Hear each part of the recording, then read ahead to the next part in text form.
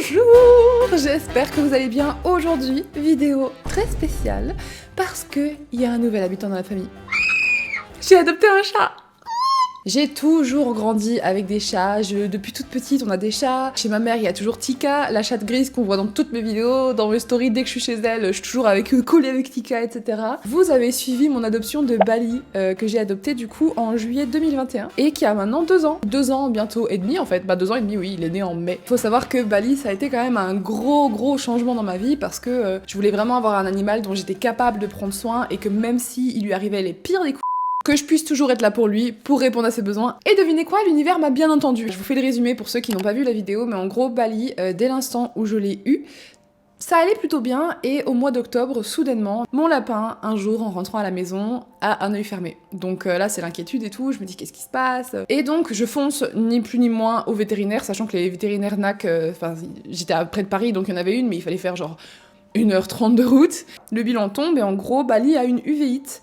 Et ça encore à la limite, bon, c'est pas cool, mais c'est pas ça le pire, c'est qu'il a un parasite ou un champignon, enfin j'ai jamais trop compris, dans le cerveau, qui s'appelle le Ikunikuli et qui en fait est un parasite qui infecte globalement quasi tous les lapins, sauf que il y a des lapins qui sont porteurs sains, donc qui vont jamais avoir de symptômes, et lui malheureusement, à même pas 5, 6, 7 mois, lui avait déjà malheureusement une atteinte plus forte à ce niveau-là. Ça pouvait être dû à un stress ou tout simplement une baisse du système immunitaire et puis soudainement le champignon se redéclare. Enfin, voilà, j'ai pas trop compris d'où c'est sorti, mais du coup, on a dû commencer à mettre des gouttes dans ses yeux et à entamer un traitement assez dégueulasse. Un truc blanc qui ressemble à de la peinture qui s'appelle du Panacur et qui goûte la peinture, enfin vraiment, le pauvre. Mais voilà, ça s'était calmé. Par contre, une uvite, en fait, c'est comme une tache de sang qu'il y a dans l'œil. Enfin, franchement, ça fait très mal. Et donc, bon, on a soigné son œil, ça s'était un peu calmé, mais c'est vrai que j'avais pas l'impression que c'était totalement parti, quoi. Il y avait encore une petite tache, mais il fermait plus l'œil, il avait plus mal, enfin, il était normal, quoi, il souffrait plus. Les mois ont avancé, etc. Et bref, ça a empiré. Ça a fait un abcès, une cataracte, le champignon est revenu, enfin bref, c'était n'importe quoi. Donc, on a dû aller au vétérinaire, et c'est pour ça que maintenant, il lui reste qu'un œil. Parce qu'on a fait le traitement et que on a dû lui retirer son œil qui n'était plus sain du tout. Bref, en gros, toute cette histoire pour vous dire que l'univers m'a bien testé. Et donc du coup, ça fait un moment que je réfléchis à avoir un autre animal, mais je voulais de base prendre une autre lapine, mais comme c'est un truc qui est un peu contagieux, genre si lui a beaucoup de sport, c'est possible qu'il les transporte dans ses urines, etc. Enfin bref, j'avais pas trop envie de tester le coup, et j'avoue que mon cœur me disait vraiment, ça serait vraiment merveilleux d'avoir un chat, parce que ça me manque. Un lapin c'est super, mais un chat c'est très différent, j'ai grandi toute ma vie avec des chats, et c'est une façon de communiquer qui n'a rien à voir. Entre proie et prédateur, c'est un monde différent. Et du coup, ce lundi, je suis partie à ma mission chat. En fait, de base, je vous explique. J'ai fait le truc qu'il ne faut jamais faire, ou du moins qu'il faut faire, mais je veux dire, pas si t'as pas d'intention sérieuse d'adopter. J'ai regardé les sites de la SPA, et là j'étais foutue. Je précise que c'était un choix 100% conscient d'adopter un chat qui est adulte, parce que je m'y connais bien en chat, donc en vrai, prendre un chaton, en plus avec un lapin, un chaton, je me suis dit, oh là là, il va encore lui faire la fête, il va lui courir après pendant 4 mois, 6 mois, 7 mois, ça va être pénible. Clairement, j'avais pas envie d'avoir un chaton. Genre, les chatons, c'est très mignon, hein, mais oh, ça fait que des bêtises, ça fait que des bêtises toute la journée. Donc moi je voulais un chat adulte parce que non seulement c'est le genre de chat qui aura un peu moins de chances d'être adopté qu'un chaton, et surtout un chat en refuge, c'est hyper essentiel pour moi d'adopter un animal qui a une seconde chance. J'ai réfléchi à ça pendant 4 mois, hein. Ça fait 4 mois, 5, 6 mois même, peut-être que je réfléchis à avoir un chat, et je me suis dit, on va prendre le temps, on va réfléchir. Puis là je me suis dit, on va réfléchir, mais je vais quand même aller à la SPA voir si ceux que j'ai vus sont sympas. J'arrive à la SPA, et oh là là, il y a tellement de chats, et ils ont l'air tous adorables. Donc je vais voir les chats que j'avais commencé à regarder sur internet. Du coup, la première chatte que je vais voir et tout, trop belle, que j'adore, qui ressemble beaucoup à Tika, elle, c'est le chat par excellence. C'est la duchesse même, je dirais. Elle se laisse caresser, et puis elle te chope. Mais pas en mode méchant non plus, tu vois, mais juste c'est plus fort qu'elle, tu vois. Du coup, je me suis dit, oula, non.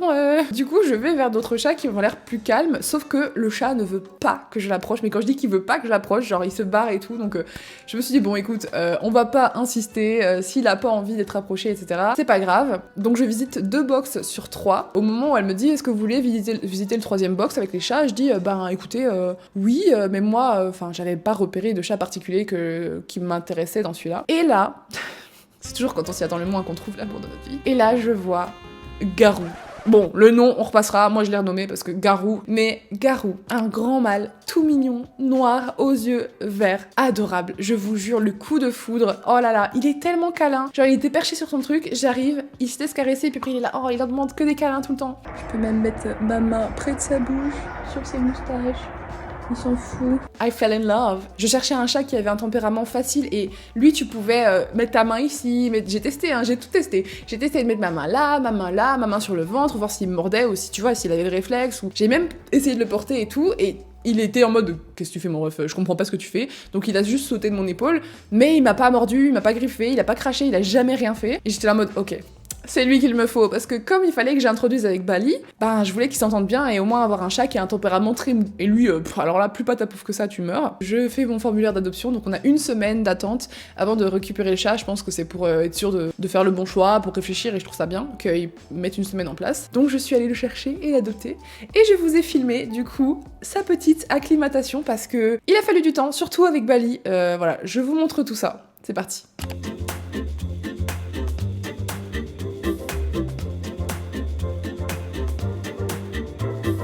Bon, je suis arrivée à la SPA. Je vais chercher mon bébé chat.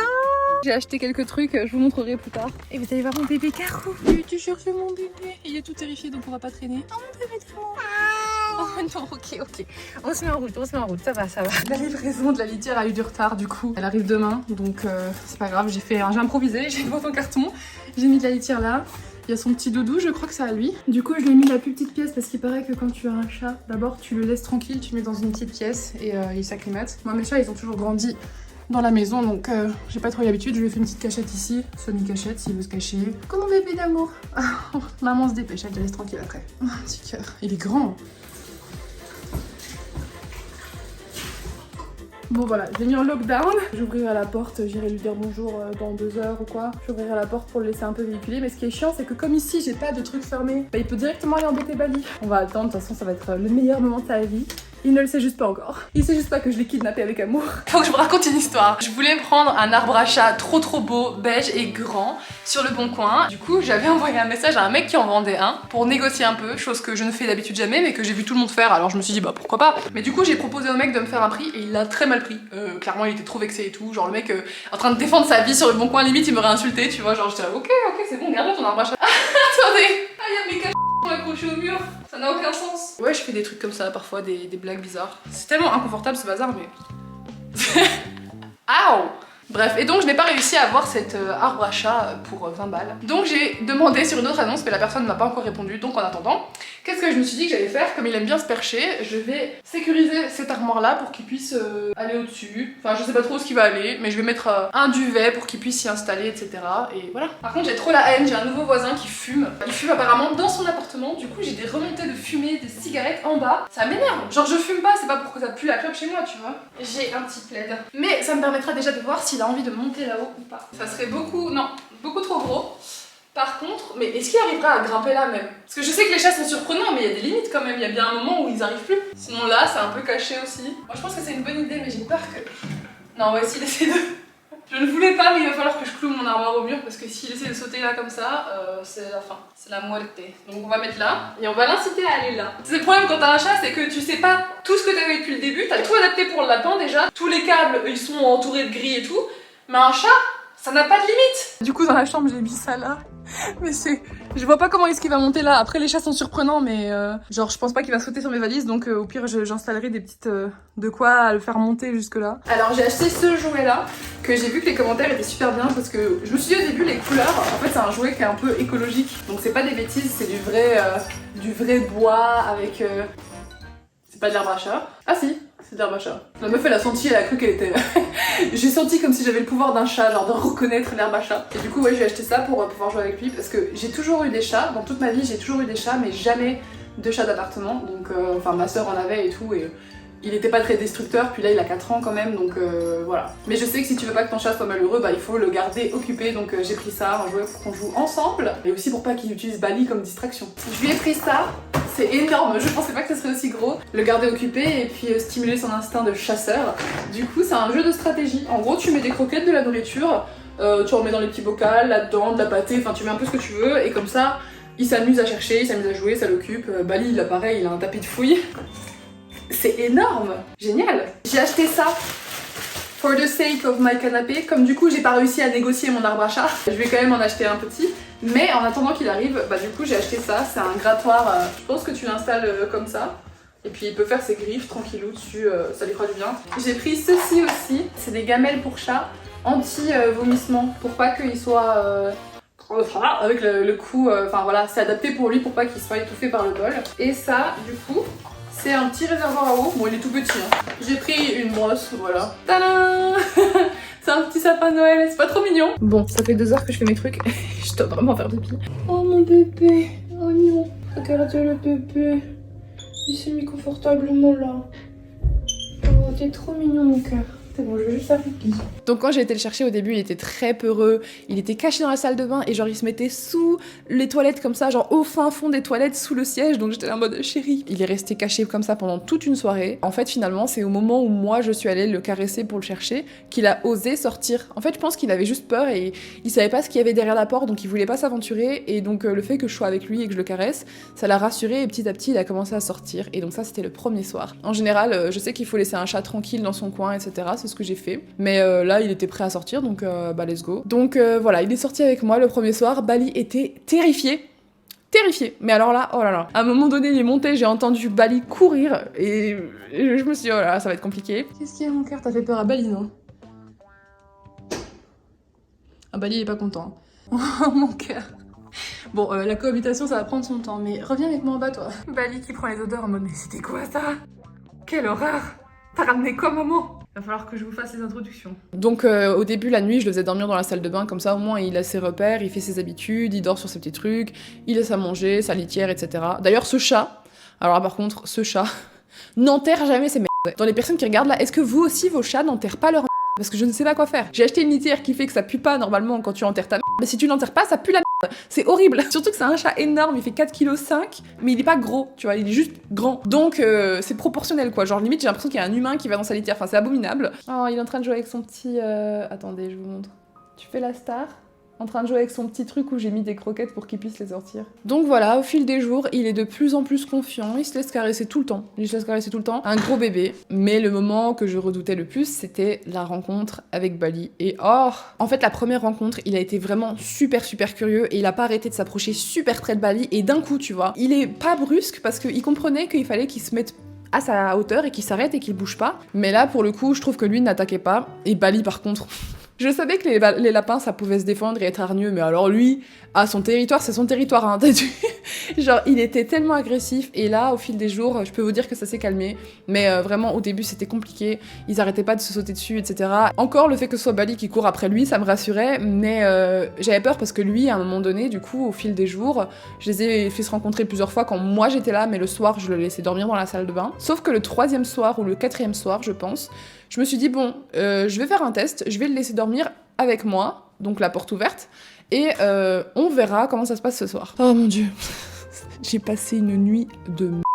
On s'est endormi vers 23h30, ils ont couru vers 2h du matin, mais tu sais, tu les entends courir sur le parquet avec leurs griffes et machin, et courir dans tous les sens, et tu te demandes qu'est-ce qu'ils font, genre, qu'est-ce que vous êtes en train de faire les gars? Et je me suis dit, mais en fait, ils sont en train de se chasser mutuellement, l'un qui court vers l'autre, puis l'autre qui court, enfin, mais pas dans le bon sens, tu vois. Si c'était un jeu, y a pas de problème, mais moi j'ai peur que littéralement mon lapin meure, tu vois. Et à 7h du matin, j'ai abdiqué, j'ai dit, oh, vas-y, c'est bon, ça m'a saoulé.